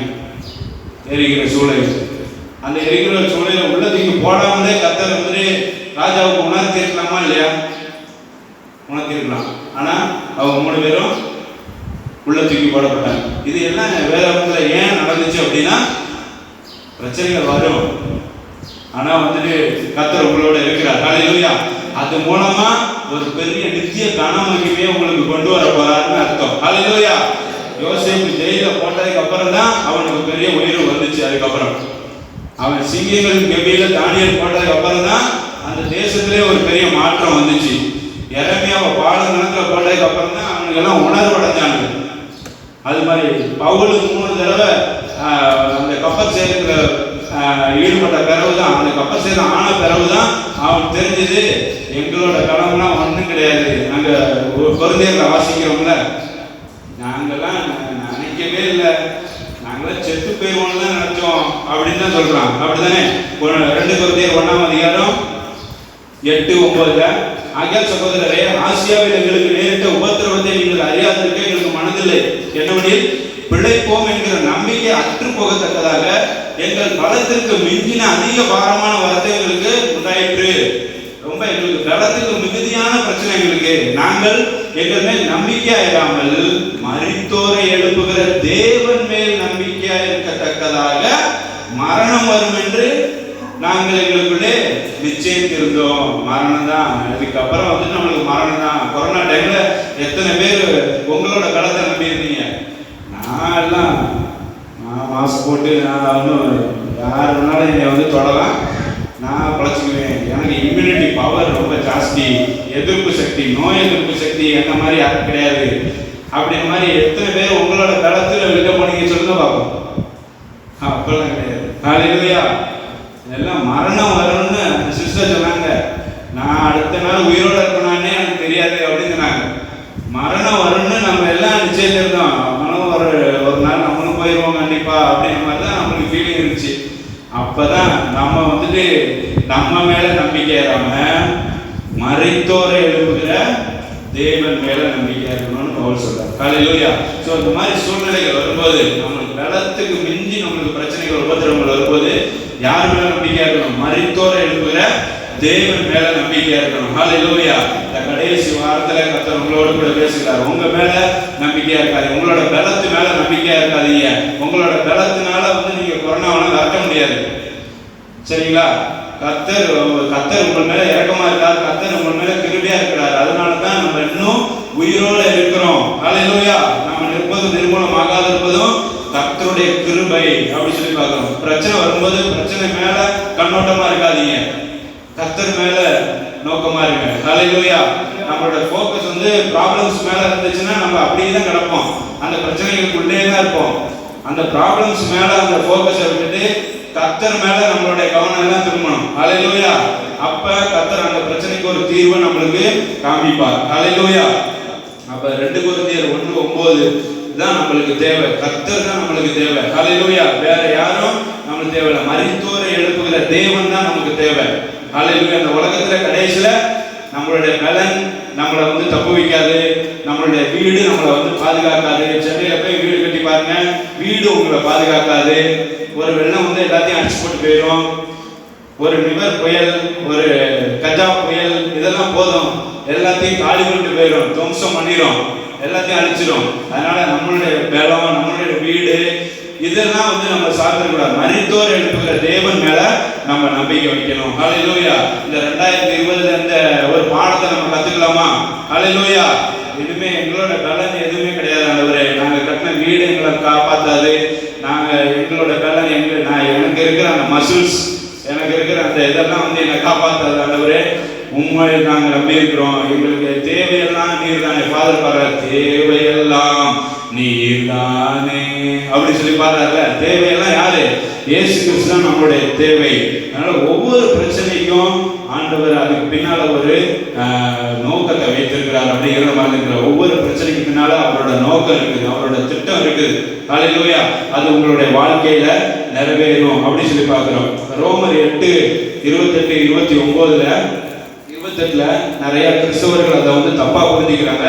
என்னன்னா, சகலமும் எல்லாம் நம்மளுக்கு அன்றையும் அவருடைய தீர்மானத்தின்படி அழைக்கப்பட்டவர்களாய் தேவனிடத்தில் அன்பு கூறுகிறவர்களுக்கு சகலம் நன்மைக்கு ஏதுவாக நடக்கிறது என்று அறிந்திருக்கிறோம் அப்படின்னு. அப்ப நம்ம அவருடைய தீர்மானத்தின்படி அழைக்கப்பட்டவர்களாகி நமக்கு, அவரிடத்தில் அன்பு கூறுகிறவர்களாகிய நமக்கு எல்லாமும் நன்மைக்கு தான் நடக்கும் அப்படி சொல்லி நம்ம எல்லாம் நன்மையா நடக்கும் அப்படி சொல்லி நம்ம நிறைய பேர் நினைச்சுக்கிறாங்க. அப்படி கிடையாது. நன்மைக்கு ஏதுவா நடக்கும் அப்படின்னா என்ன? தீமையும் நடக்கலாம். ஆனா எவ்வளவு பெரிய தீமை உங்களுக்கு நடந்தாலும் சரி, எவ்வளவு பெரிய உபத்திரவங்கள் மூலமா நீங்க கடந்து போனாலும் சரி, கர்த்தர் அந்த உபத்திரவங்கள்லையும் அந்த பாடுகள்லையும் உங்களுக்கு அதை தப்பித்துக் கொள்றதுக்கு ஒரு வழியை வச்சிருப்பாரு. அந்த ஒரு பிரச்சனை மூலம் அந்த பிரச்சனையில ஒரு நல்லதை கர்த்தர் வச்சிருப்பாரு. ஹல்லேலூயா. எவ்வளவு பெரிய உபத்திரம் உங்களுக்கு வந்தாலும் சரி, எவ்வளவு பெரிய பாடுகள் நீங்க சந்தித்தாலும் சரி, அதுல கர்த்தர் நல்லதை வச்சிருப்பாரு. அதை கர்த்தர் நம்மளுக்கு நல்லதா மாற்ற அவர் வல்லவர். ஹல்லேலூயா. அந்த உபத்திரவத்தை, அந்த பிரச்சனைய நம்மளுக்கு சாதகமா மாத்துறதுக்கு கர்த்தர் நல்லவர். ஹல்லேலூயா. அதுதான் சகலமும் நன்மைக்கு ஏதுவாக, அந்த வார்த்தை நம்ம சகலமும் நன்மைக்கு ஏதுவாக நடக்கும் அப்படி சொல்லி நம்ம பார்க்கிறோம். ஹல்லேலூயா. எல்லாமே இந்த உலகத்துல இருக்கிற எல்லாமே நம்மளுக்கு நன்மைக்கு ஏதுவாக நடக்கிறதுக்கு கர்த்தர் உதவி செய்வார். எவ்வளவு பிரச்சனை வந்தாலும் அது எல்லாமே நன்மைக்கு ஏதுவாக கர்த்தர் மாற்றுவார் அப்படிங்கிற ஒரு நம்பிக்கை நமக்கு வேணும். ஹல்லேலூயா. அதான் வேதம் சொல்லுது. கர்த்தர் எந்த பிரச்சனை உங்களுக்கு வந்தாலும் அதை நன்மைக்கு ஏதுவாக மாற பண்ணுவார். ஹல்லேலூயா. அதுதான் நம்மளுக்கு தெரிஞ்சிருக்கணும். இப்ப இந்த பிரச்சனைகள் அப்படின்னா நம்ம பார்த்தோம் அப்படின்னா, அந்த பேக்கிங் கேக்கு செய்யறது நம்ம நினைச்சு பார்ப்போம். கேக்கு செய்யறது எப்படி? நம்ம கேக்கு செய்யறதுக்கு என்னென்ன வேணும்? மாவு வேணும். இப்போ மாவு எடுத்து வாயில போடுங்க. அடுத்து என்ன வேணும்? உப்பு வேணும். உப்பு எடுத்து வாயில போடுங்க. அப்புறம் முட்டை வேணும். முட்டை எடுத்து உடச்சி வாயை ஊற்றிக்கிங்க. அப்புறம் சீனி எடுத்து கொஞ்சம் வாயை விடுங்க. அப்புறம் ஆயில் எண்ணெய் எடுத்து கொஞ்சம் ஊற்றிக்கிங்க. கேக் சாப்பிட்டீங்க? எல்லாம் கேக் சாப்பிட்டீங்களா? ஒவ்வொன்றும் என்ன ஒவ்வொரு டேஸ்ட்ல இருக்கும். மாவு உள்ள போட்டோன்னே அது ஒரு டேஸ்ட்ல இருக்கும் அப்படின்ட்டு. அடுத்து உப்பு போட்டால் அது வேற டேஸ்ட்ல இருக்கும். முட்டையை உடச்சி ஊற்றுனா அது ஒரு டேஸ்ட்ல இருக்கும். அப்புறம் வந்துட்டு அந்த சீனி போட்டால் அது ஒரு டேஸ்ட்டு, ஆயில் ஊற்றுனா அது ஒரு டேஸ்ட்டு. என்ன இது மாதிரி தான் பிரச்சனை வாழ்க்கையில். மாவு மாதிரி ஒரு பிரச்சனை இருக்கும், முட்டை மாதிரி ஒரு பிரச்சனை இருக்கும், சுகர் மாதிரி இனிப்பான பிரச்சனைகள்லாம் நமக்கு இருக்கும். கல்யாணம் பண்ணியிருக்கீங்களா? கல்யாணம் ஆயிருக்காங்க எல்லாம் இனிப்பான பிரச்சனைகள் எல்லாம் நம்மளுக்கு இருக்குது. உங்களுக்கு தான் கல்யாணம் ஆயிடுச்சா?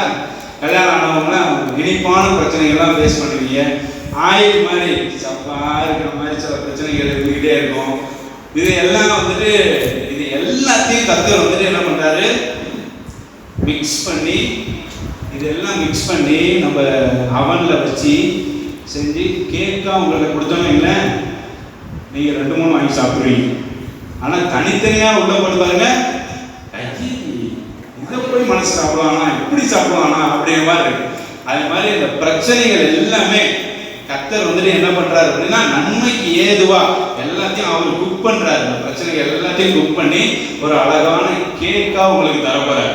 ஹல்லேலூயா. 2020 ஹல்லேலூயா 2020 உங்களுக்கு எல்லா பிரச்சனைகள் எல்லாத்தையும் நீங்க சேருங்க. ஆண்டவர் வந்து எல்லாத்தையும் சேர்த்துக்கிட்டு இருக்காரு. எல்லா பிரச்சனையும் சேர்த்து உங்களுக்கு அழகான ஒரு கேக்கு, அழகான ஒரு வாழ்க்கை. ஹல்லேலூயா. நித்திய ஜீவன், நித்திய கனமகிமை, மகிமையான ஒரு வாழ்க்கை ஹல்லேலூயா நமக்கு காத்துக்கிட்டு இருக்குது. ஹல்லேலூயா. அதனால இந்த பிரச்சனைகள் எல்லாம் மாவு இருக்கு, முட்டை மாதிரி பிரச்சனைகள், இது மாதிரி எல்லாத்தையும் நீங்க தனித்தனியா நினைக்காதீங்க. கர்த்தர் எல்லா பிரச்சனையும் நம்மளை வந்து உருவாக்குறார். அதனாலதான் இந்த டைட்டில் சொன்னேன், உபத்திரவம் மூலமா உருவாக்குகிற தேவன். ஹல்லேலூயா. உபத்திரவங்கள் மூலமா நம்மளை என்ன பண்றார், கர்த்தர் உருவாக்குகிறார். 2020 எந்த வருஷமும் சந்திக்காத அளவுக்கு பிரச்சனைகளை, உபத்திரவங்களை நீங்க சந்திச்சிருக்கீங்க. நம்ம எல்லாருமே சந்திச்சிருக்கோம். ஹல்லேலூயா. இந்த உபத்திரவங்கள் மூலமா கர்த்தர் நம்மளை என்ன பண்ணிட்டு இருக்காரு, ஒரு மகிமையான வாழ்வுக்கு உருவாக்கிட்டு இருக்காரு. ஹல்லேலூயா. அந்த ஒரு மைண்ட் செட், அந்த ஒரு திங்கிங் நமக்கு வேணும். ஹல்லேலூயா.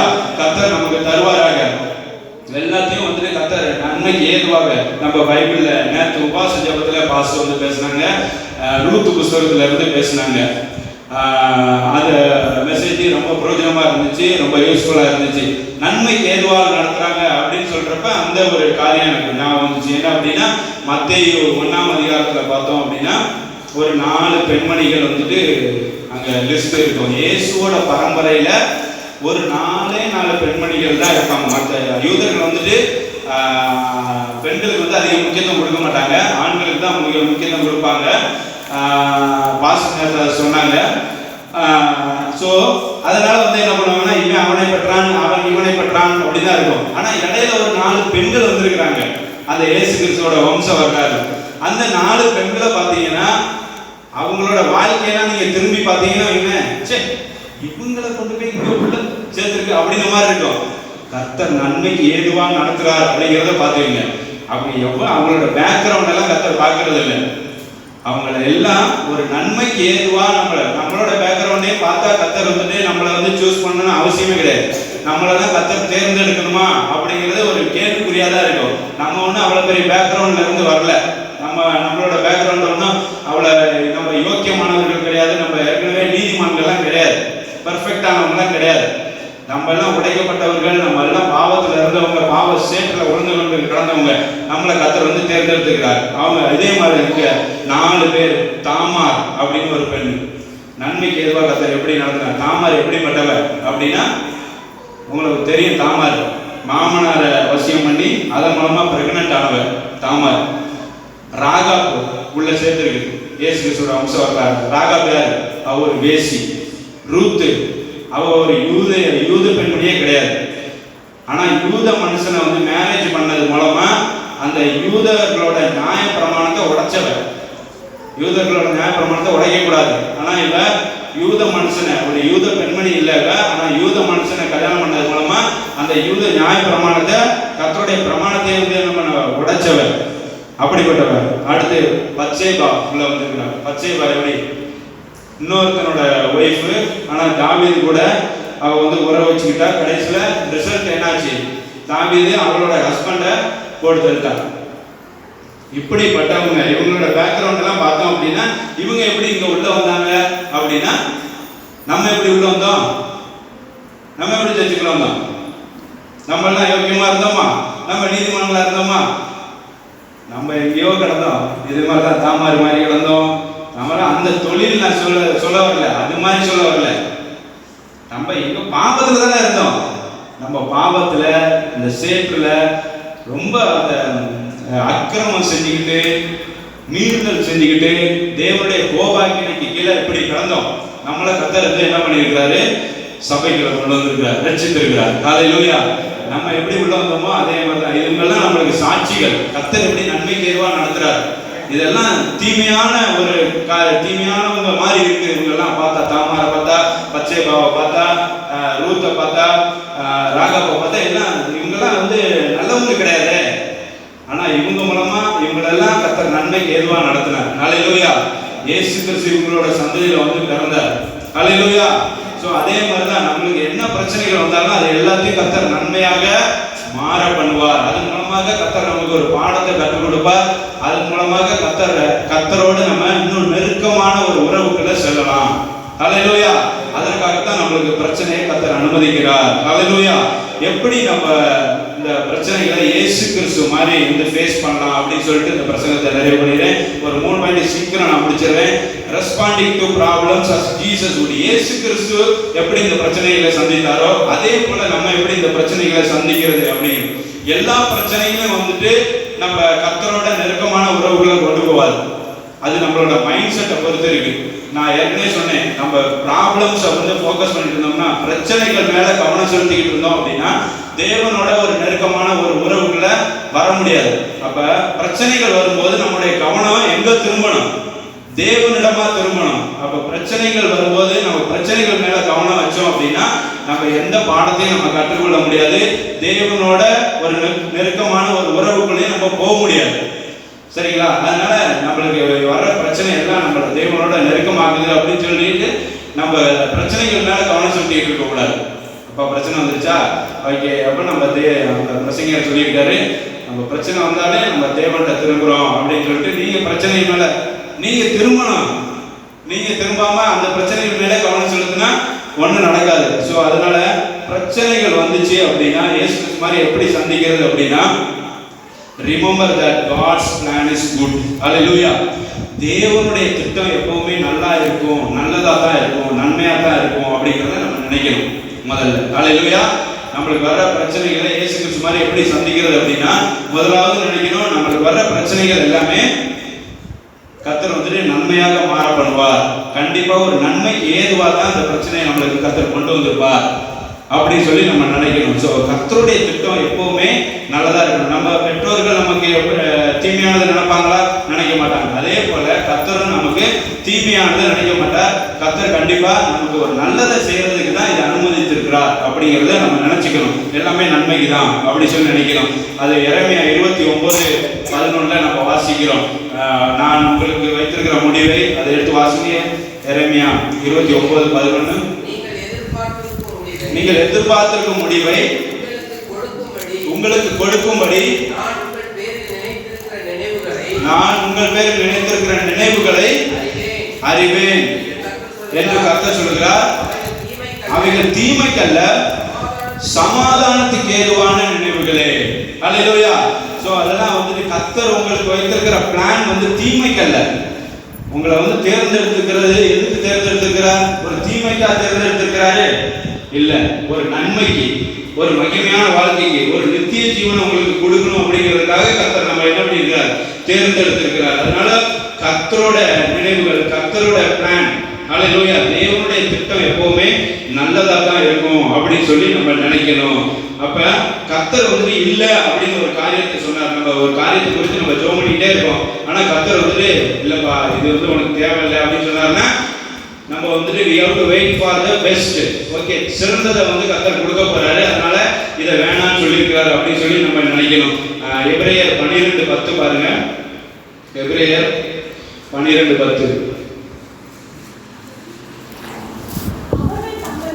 அவர்கள் தங்களுக்கு நலமென்று தோன்றினபடி கொஞ்ச காலம் சிந்தித்தார்கள். இவரோ தம்முடைய பரிசுத்தத்துக்கு நாம் பங்குள்ளவர்களாகும் பொருட்டு நம்முடைய பிரயோஜனத்துக்காகவே நம்மை சிந்திக்கிறார். அடுத்த வசனம், எந்த சிச்சையும் தற்காலத்தில் சந்தோஷமாய் காணாமல் துக்கமாய் காணும், ஆகிலும் பிற்காலத்தில் அதில் பழகினவர்களுக்கு அது நீதியாகிய சமாதான பலனை தரும். ஹல்லேலூயா. அப்ப கர்த்தருடைய சிட்சை எல்லாம் வந்து இருக்குன்னா நல்லதுக்கு. அங்க முதல்ல வந்து சொல்லப்பட்டிருக்கு, அவர்கள் தங்களுக்கு நலமென்று தோன்றினபடி கொஞ்ச காலத்தில். இப்ப பெற்றோர்கள் வந்து நம்மளை சிக்ஷிக்கிறாங்க அப்படின்னா எவ்வளவு காலம் சிக்ஷிக்க முடியும்? கொஞ்ச காலம் தான் சிக்ஷிக்க முடியும். அப்ப வாலிப பசங்களாயிட்டா அதுக்கப்புறம் நீங்க வந்துட்டு டிசிப்ளினோட இருக்கணும். அங்க போகாத அப்படின்னா நம்ம பசங்க போவாங்க இருப்பாங்களா? அதுக்கப்புறம் தான் போவாங்க. ஸோ அதனால நம்ம வந்துட்டு என்ன பண்ணா, பெற்றோர்கள் வந்து சிக்ஷிக்கிறது ஓகே, அவங்களுக்கு நலமா அங்க சொல்லப்பட்டிருக்கு. அப்படித்தானே? அங்க 9ஆம் வசனத்திலிருந்து பார்த்தீங்கன்னா, அன்றியும் நம்முடைய பரிசுத்தத்தின் நம்முடைய சரீரத்தின் தகப்பன்மார்கள் நம்மை சிக்ஷிக்கும் போது அவர்களுக்கு நாம் அஞ்சி நடந்திருக்க நாம் பிழைக்கத்தக்கதாக ஆவிகளின் பிதாவுக்கு வெகு அதிகமாக அடங்கி நடக்க வேண்டும் அல்லவா? நம்ம பெற்றோர்களுக்கே நம்ம என்ன பண்ண, அவங்க சிக்ஷிக்கும் போது நம்ம அடங்கி நடந்தோம். அப்போ பரமபிதா நம்மளை சிக்ஷிக்கும் போது எவ்வளவு அதிகமா நம்ம அடங்கி நடக்கணும். ஹல்லேலூயா. ஒரு உபத்திரவங்கள் வரும்போது, பிரச்சனை வரும்போது கர்த்தர் நம்மளுக்கு அதை அனுமதிக்கும் போது நம்ம அவருக்கு எவ்வளவு அதிகமா அடங்கி நடக்கணும். ஹல்லேலூயா. அதனால சொல்றாரு, எந்த சிக்ஷையும் தற்காலத்துல வந்துட்டு ஐயோ எதுக்கு இந்த உபத்திரவம், எதுக்கு இந்த பாடு, எதுக்கு இந்த கொரோனா, எதுக்கு இந்த பிரச்சனை அப்படின்னு சொல்லிட்டு நம்ம கேட்கிறப்ப நம்ம வந்துட்டு என்னன்னா, தற்காலத்துல அது வந்துட்டு ஒரு நல்லதாவே தோணாது. இதெல்லாம் நன்மைக்கு எதுவும் நடக்க போதாங்க, இந்த பிரச்சனை எல்லாம் நன்மைக்கு எதுவும் மாறுமாங்க அப்படிங்கிற மாதிரி நம்மளுக்கு ஒரு ஃபீல் இருக்கும். இதெல்லாம் அப்படி நன்மையா எப்படிங்க மாறும் அப்படின்னு. அப்படி தற்காலத்தில் அப்படிதான் தோணும். ஆனா அதில் பழகினவர்களுக்கு அது நீதியாகிய சமாதான பலனை தரும். ஒரு great reward is waiting for us. Hallelujah. If we go through the struggles and sufferings, hallelujah, நம்ம பாடுகள் மூலமாக அப்படி நம்ம பயணம் செய்தா நம்மளுக்கு ஒரு மிகப்பெரிய பலன் இருக்கிறது அப்படிங்கறத மாத்திரம் நம்ம மறந்துடக்கூடாது. hallelujah. 2020 ஃபுல்லா நம்மளுக்கு என்ன பாடுகள், பிரச்சனைகள், இதன் மூலமாக கர்த்தர் நம்ம இவ்வளவு தூரம் நடத்தி வந்திருக்கிறார்.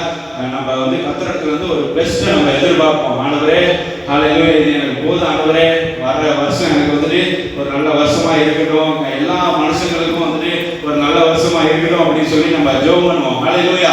ஆனா கர்த்தருடைய சிட்சையை நம்ம அற்பமா என்ன வேணாம், ஓகே ஆண்டவரே நீங்க சிட்சித்தீங்கன்னா நான் வந்து ஏற்றுக்கொள்ள ரெடி. நான் என் பெற்றோர்களுக்கே அவங்க என்னை சிட்சித்தாங்கன்னா நான் கீழ்ப்படுகிறேன், உங்களுக்கு நான் எவ்வளவு அதிகமா கீழ்ப்படியணும், அப்படி ஒரு மனப்பான்மை நம்மளுக்கு வரணும். ஹல்லேலூயா. வருமா? அடுத்த வருஷம் வருமா? ஹல்லேலூயா. 2020 உங்களுக்கு ஒரு கண்ணத்துல அரைஞ்சா அடுத்த கண்ணத்தை ரெடியா வச்சிருங்க. 2021 வருது. 2020 உங்களை ஒரு கண்ணத்துல அரைஞ்சிருச்சு, சிவனி அப்பா அப்பிட்டு கொரோனா வந்து அடுத்த கண்ணத்தை ரெடியா வச்சுக்கோங்க 2021. இதுதான் வந்துட்டு இயேசு கிறிஸ்துவோட பாணி. ஹல்லேலூயா. ஒரு கண்ணத்தை அரைஞ்சா ஒரு கண்ணத்தை என்ன ஒண்ணு காட்டு. 2020 பட்டுன்னு அரைஞ்சிட்டா அடுத்து 2020 அறிஞ்சிருச்சு. 2021 நீ என்ன பெருசா அறிஞ்ச அரை அப்படின்னு சொல்லி நம்ம வெயிட் பண்ணுவோம். ஹல்லேலூயா. கர்த்தருடைய சிட்சை இப்போதைக்கு வந்துட்டு என்ன, இப்போதைக்கு ஒண்ணு நம்மளுக்கு கஷ்டமா தான் இருக்கும், ஆனா பின்னால ஒரு பெரிய பலன் இருக்கு. ஹல்லேலூயா. சமாதானத்தின் பலன் நமக்கு காத்திருக்கிறது. ஹல்லேலூயா. அடுத்து இயேசு கிறிஸ்து மாதிரி எப்படி ஃபேஸ் பண்ணணும் அப்படின்னா, remember God and give thanks. கர்த்தரை நினைச்சுக்கிட்டு எல்லாத்துலயும் நன்றி சொல்லுங்க. 1 தெசலோனிக்கேயர் 5:18. 1 தெசலோனிக்கேயர் 5:18 எடுத்து வாசிங்க. எல்லாவற்றிலும் ஸ்தோத்திரம் செய்யுங்கள். அப்படி செய்வதே கிறிஸ்து இயேசுவுக்குள் உங்களை குறித்து தேவனுடைய சித்தமா இருக்கிறது. 16 இருந்து நான் வாசிக்கிறேன். எப்பயாச்சும் சந்தோஷமா இருங்க, விட்டு விட்டு ஜெபம் பண்ணுங்க, நேரம் கிடைக்கிறப்ப ஸ்தோத்திரம் செய்யுங்க. அப்படி போட்டிருக்கா? எப்போதும் சந்தோஷமா இருங்க, எப்பயாச்சும் சந்தோஷமா இருங்க அப்படின்னு சொல்லி பைபிள் சொல்லுதா? என்ன பெரிய கொரோனா வந்தாலும் என்ன, எப்போதும் என்ன பண்ணுங்க, எப்போதும் சந்தோஷமா இருக்கிற நீங்க ரட்சிக்கப்பட்டிருக்கீங்க, அதான் உங்களுக்கு ஆசீர்வாதம். நீங்க பரலோகத்துக்கு பாக்கியவான்கள். நீங்க இப்போ மறிச்சாலும் அடுத்து எங்க இருப்பீங்க? அல்லேலூயா. பரலோகத்துக்கு நம்ம கர்த்தர் நம்மளை தகுதிப்படுத்தி இருக்கிறார். அதனால வந்துட்டு நம்ம எப்போதும் சந்தோஷமா இருக்கணும், இடைவிடாம நம்ம ஜெபம் பண்ணுவோம், எல்லாவற்றிலையும் ஸ்தோத்திரம் செலுத்தணும். அதான் ஸ்தோத்திரம் செலுத்துறது இங்கிலீஷ்ல வந்து கிவிங் தேங்க்ஸ் அப்படின்னு சொல்லுவாங்க. அல்லேலூயா. எல்லாவற்றிலையும் கர்த்தருக்கு என்ன பண்ணணும்? நன்றி செலுத்துகிறவர்களாக நம்ம காணப்படணும். லூக்கா 6:23 நம்ம அவர் ரிவார்ட் இஸ் வெயிட்டிங். அல்லேலூயா. நம்முடைய பலன் நமக்கு காத்திருக்கிறது. லூக்கா 6:23 வாசிங்க. அந்நாளிலே நீங்கள் சந்தோஷப்பட்டு களி கூறுங்கள், பரலோகத்தில் உங்கள் பலன் மிகுதியா இருக்கும். அல்லேலூயா. அவருடைய பிதாக்கள் தீர்க்கதரிசிகள் அப்படியே சொன்னார். முதல் வசனம் வாசினா, மனுஷகுமார நிமித்தமாக ஜனங்கள் உங்களை பகைத்து, உங்களை புறம்பாக்கி, உங்களை நிந்தித்து, உங்கள் நாமத்தை பொல்லாதென்று தள்ளிவிடும் போது நீங்கள் பாக்கியவான்களா இருப்பீர்கள். அல்லேலூயா. அதுக்கு முன்னாடி இப்போது பசியா இருக்கிற நீங்கள் பாக்கியவான்கள், திருப்தி அடைவீர்கள். இப்ப அழுகிறீங்களா? 2020 நீங்க அழுகிறீங்களா? நீங்க பாக்கியவான்கள். இனி நகைப்பீர்கள். அல்லேலூயா. கர்த்தர் ஒரு நகைப்பை நமக்கு கட்டளையிடும். அல்லேலூயா. 2021 முழுவதும் சிரிச்சிட்டு இருக்க மாதிரி ஒரு வாய்ப்பை எனக்கு கொடுங்க ஆண்டவரே அப்படின்னு சொல்லி கேட்போம். அதான் ஆண்டவர் எப்போதும் சந்தோஷமா இருக்குன்னு சொல்லிட்டாரு. அல்லேலூயா. பவுலும் சொல்றாரு பிலிப்பியர் 4:4 கர்த்தருக்குள்ள எப்பொழுதும் சந்தோஷம். கர்த்தருக்குள்ள இருந்தா சந்தோஷம் தாங்க. உலகத்தை நம்ம சுத்தி பார்த்தோம் அப்படின்னா நம்மளுக்கு சந்தோஷமே கிடைக்காது. நம்மளை சுத்தி பார்த்தா பிரச்சனைகளாக தான் இருக்கும். அவன் ஒன்று சொல்லுவான், இவன் ஒன்று சொல்லுவான், பக்கத்துக்காரன் சொல்லுவான், அவன் சொல்லுவான். கடைக்கு போனோம் அப்படின்னா அங்கே வேற மாதிரி நடக்கும். எல்லாம் வேலை ஸ்தலத்தில், ஸ்கூலுக்கு போனால், காலேஜ் போனால் எல்லா இடத்துலையும் பிரச்சனை இருக்கு. ஆனால் நம்மளை சுற்றி பார்த்தா நம்மளுக்கு சந்தோஷமா இருக்குன்னு தோணாது. கர்த்தரை நினைச்சு பாருங்க, சந்தோஷமா இருக்கும். ஹல்லேலூயா. ஏன் அப்படின்னா கர்த்தர் நமக்கு ரட்சிப்பை கொடுத்திருக்கிறார். மிகப்பெரிய ஆசீர்வாதம் அது. ஹல்லேலூயா. அதனால நீங்க அந்நாள்ல நீங்க சந்தோஷப்பட்டு கழிவுங்க. பரலோகத்தில் உங்களுடைய பலன் மிகுதியா இருக்கு. நீங்க உபத்திரவப்படுறீங்களா? உங்களை நகைப்புக்கு ஆளாக்குறாங்களா? உங்களை நிந்திக்கிறாங்களா? உங்களுடைய நாமத்தை, உங்களுடைய பேரை சொன்னாலே அவன் ஒரு நடக்காதீங்க, உருப்பட மாட்டாங்க, அவன்கிட்ட எதுவும் கேட்காதீங்க அப்படிங்கிற மாதிரி உங்களுடைய நாமத்தை, அதுதான் சொல்லுங்க, உங்கள் நாமத்தை கொள்ளாதன்னு தள்ளி விடும்போது அவன் உங்களோட பேரை கேட்டாலே உங்களை வெறுத்து ஓடுற மாதிரி, அந்த மாதிரி சிச்சுவேஷன் வந்தாலும் நீங்க சந்தோஷப்பட்டு களி கூறுங்கள். பரலோகத்துல உங்களுடைய பலன் மிகுதியா இருக்கும். ஹல்லேலூயா. இதுதாங்க நம்மளுக்கு நம்பிக்கை. இதை நோக்கி தான் நம்ம ஓடிக்கிட்டு இருக்கோம். அடுத்தது மூணாவது, ரெஃப்யூஸ் டு கிவ் அப். விட்டு கொடுக்கறத மறுத்துருங்க. உடனே என்ன பண்ணலாம், பிரச்சனைகள் உபத்திரங்கள் வந்தோடனே இப்ப நிறைய அந்த கொரோனா காலத்துல எத்தனை தற்கொலைகள். உடனே என்ன பண்ணிடுறாங்க, வாழ்க்கையை விட்டு கொடுத்துட்றாங்க. they give up their life. அப்படிதானே, அவங்களுடைய வாழ்க்கையை விட்டு கொடுத்துட்றாங்க. ஆனா அப்படி நம்ம விட்டு கொடுக்க கூடாது அப்படின்னு கர்த்தர் சொல்றார். யாக்கோபு 1:3-4 வாசிப்போமா? யாக்கோபு, உங்கள் விசுவாசத்தின் பரீட்சையானது பொறுமையை உண்டாக்கும் என்று அறிந்து அதை மிகுந்த சந்தோஷமாக எண்ணுங்கள். நீங்கள் ஒன்றிலும் குறைவுள்ளவர்களாய் இராமல் பூரணராயும் நிறைவுள்ளவர்களாய் இருக்கும்படி பொறுமையானது பூரண கிரியை சேர்க்கிறது அப்படி சொல்லப்படுகிறது. அப்ப இந்த விசுவாச பாதையில நம்மளுக்கு பரீட்சைகள், பிரச்சனைகள் எல்லாம் இந்த விசுவாசத்தை விட்டு அப்போஸ்தலனாகிய பவுல் சொன்னார்ல, ரோமர்ல 8ஆம் அதிகாரத்துல வாசித்தோம்ல, அந்த உபத்திரவமோ பசியோ நிர்வாணமோ எதுவுமே கிறிஸ்துவின் அன்பை விட்டு நம்ம பிரிக்காத மாதிரி பார்த்துக்கொள்ளணும். ஹல்லேலூயா. எதுவுமே நம்மளை பிரிக்க கூடாது. அதான் நம்ம சொல்ற விசுவாசத்தின் பரீட்சையானது நம்மளுக்கு எதை உண்டாக்குது? பொறுமையை உண்டாக்குது. ஹல்லேலூயா. அந்த விசுவாச பாதையில பரீட்சைகள், உபத்திரவங்கள், பாடுகள், கஷ்டங்கள் வரும்போது எல்லாம் நம்ம நினைச்சுக்கணும், ஓகே, ஆண்டவர் நம்மள்ட்ட பொறுமையை உண்டாக்கி இருக்கிறார். ஹல்லேலூயா. பொறுமை அப்படிங்கிற ஒரு குணத்தை நம்மளுக்கு கர்த்தர் கற்றுக் கொடுத்துட்டு இருக்கிறாரு. அந்த பொறுமையானது பூரண கிரியை செய்யக்கூடாது. நம்மளை அந்த பொறுமை நம்மளை பரிசுத்தமா மாற்றும். ஹல்லேலூயா. அந்த பொறுமை நம்மளை பெர்ஃபெக்ட்டா மாற்றும். ஹல்லேலூயா. கர்த்தர் அதை நம்மளுக்கு மாற செய்வார். அதனால நம்ம கேரக்டர் பில்டிங், இதெல்லாம் இந்த உபத்திரவங்கள், பாடுகள், கஷ்டங்கள் எல்லாம் நம்மளை நம்மளுடைய குணத்தை வளர்க்கிறதா இருக்கு. நம்மளோட கேரக்டரை கர்த்தர் பில்ட் பண்றாரு அப்படி சொல்லி நினைக்கணும். நம்ம நல்லா இருக்கணும், நல்லதை நினைக்கணும் அப்படின்ற மாதிரி, அந்த மாதிரி கர்த்தர் விரும்புறார் அப்படி சொல்லி நம்ம நினைக்கணும். பிரச்சனைகளுக்கு தப்பிலாம் நம்ம ஓடக்கூடாது. ஐயோ பிரச்சனை வருது அப்படின்னு சொல்லிட்டு தப்பி ஓடினோம் அப்படின்னா நம்மளோட குரோத்தை நம்மளே டிலே பண்றோம்னு அர்த்தம். நம்மளோட வளர்ச்சியை நம்மளே தாமதப்படுத்துறோம்னு அர்த்தம். பிரச்சனை வந்தா ஃபேஸ் பண்றதுக்கு ரெடியா இருக்கணும். அல்லேலூயா. பிரச்சனைகள் வந்தா என்ன பண்ணணும்? சந்திக்கிறதுக்கு ரெடியா இருக்கணும். அப்படின்னா நம்ம வளருவோம். பிரச்சனைகள் வந்தா நம்ம நழுவி எஸ்கேப் ஆயிட்டு இருக்கோம் அப்படின்னா நம்ம வளர மாட்டோம். அல்லேலூயா. அப்ப பிரச்சனைகள் வந்தா என்ன பண்ணணும்? எல்லாத்தையும் ஃபேஸ் பண்ணணும். இந்த பிரச்சனை மூலமா கர்த்தாவே எனக்கு என்ன பாடத்தை கற்றுக் கொடுக்க விரும்புறீங்க அப்படின்னு சொல்லி ஜெபம் பண்ண ரெடியா இருக்கிறீங்களா? ஜெபம் பண்ணுவோமா? ஹல்லேலூயா. நம்ம தேவனை நம்பி நன்மை செய்வோம். ஹல்லேலூயா. கர்த்தர் நம்மை ஆசீர்வதிப்பாராக. கடைசியா எபிரேயர் 10:36 நம்ம வாசிப்போம். எபிரேயர் 10:36. நீங்கள் தேவனுடைய சித்தத்தின்படி செய்து வாக்குத்தத்தம் பண்ணப்பட்டதை பெரும்படிக்கு பொறுமை உங்களுக்கு வேண்டியதா இருக்கிறது. அப்ப அந்த உபத்திரவங்கள், கஷ்டங்கள், பாடுகள் வரும்போது பொறுமை உங்களுக்கு, இதெல்லாம் உங்களுக்கு வந்து பொறுமை அப்படிங்கிற ஒரு குணத்தை தான் உங்கள்ட்ட உருவாக்கிட்டு இருக்கு. நம்ம எல்லாம் பொறுமையா இருப்போம். ஹல்லேலூயா. 2021 வேற ஒரு வைரஸ் வந்தாலும் பொறுமையா இருப்போம். ஆண்டவரே, ஓகே, உங்களுடைய சித்தம் என்ன அப்படிங்கிறது நடக்கிற ஆண்டவரே. ஹல்லேலூயா. எங்களால நாங்க வந்து நினைக்கிறோம் சந்தோஷமா இருக்கணும் அப்படின்னு சொல்லி நினைக்கிறோம். ஆனா உம்முடைய திட்டம், உம்முடைய சித்தம் என்னவா இருக்கும் அப்படிங்கிறது எங்களுக்கு தெரியாது ஆண்டவரே. உம்முடைய சித்தம் நிறைவேறட்டும் ஆண்டவரே அப்படின்னு சொல்லிட்டு எங்களுக்கு ஆண்டவரே பொறுமையை கட்டளையிடுங்க. அந்த பொறுமை அப்படிங்கிற குணம் எங்கள்கிட்ட வளரட்டும் ஆண்டவரே. நாங்கள் எல்லாத்தையும் பொறுமையா சகிக்கணும். ஹல்லேலூயா. இயேசு கிறிஸ்து அப்படின்னா ஒரு கணத்துல அறிஞ்சோம், மறு கணத்தை காமிச்சார். ஹல்லேலூயா. பொறுமையா இருந்தாரு.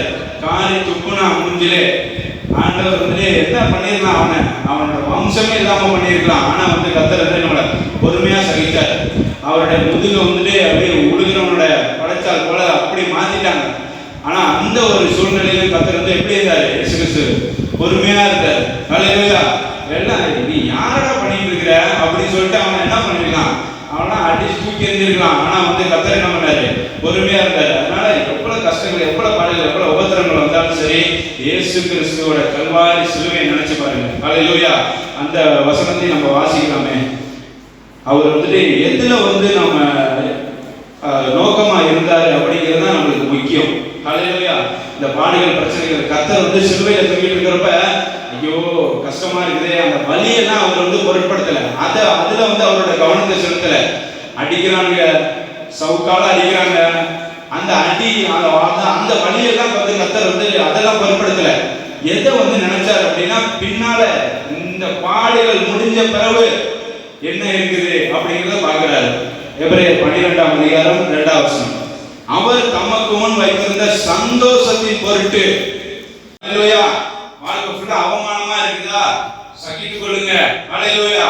இயேசு கிறிஸ்து சகித்தார், சிலுவையை சகித்தார். அவமானத்தை எல்லாம் எண்ணவே இல்லை.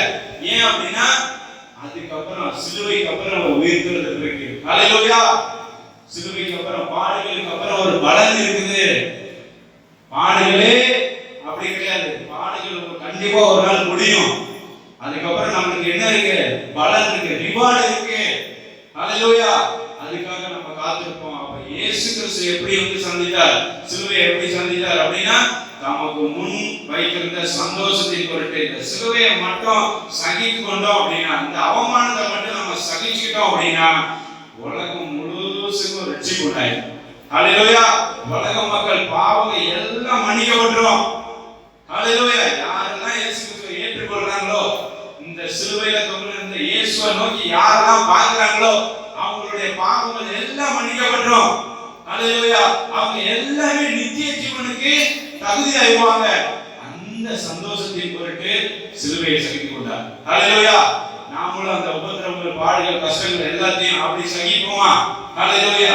ஆண்டவரே, எங்களுக்கு ஒரு நல்ல பலனை நீங்க வைத்திருக்கிறீங்க, அதனால அந்த பாடுகளை நான் சகிச்சுக்கிறேன் ஆண்டவரே. பொறுமையான அந்த ஒரு பொறுமை அப்படிங்கிற அந்த குணத்தை எங்களுக்கு தாங்க. ஹல்லேலூயா. அப்படி நம்ம கேட்போமா? ஹல்லேலூயா. ஹல்லேலூயா.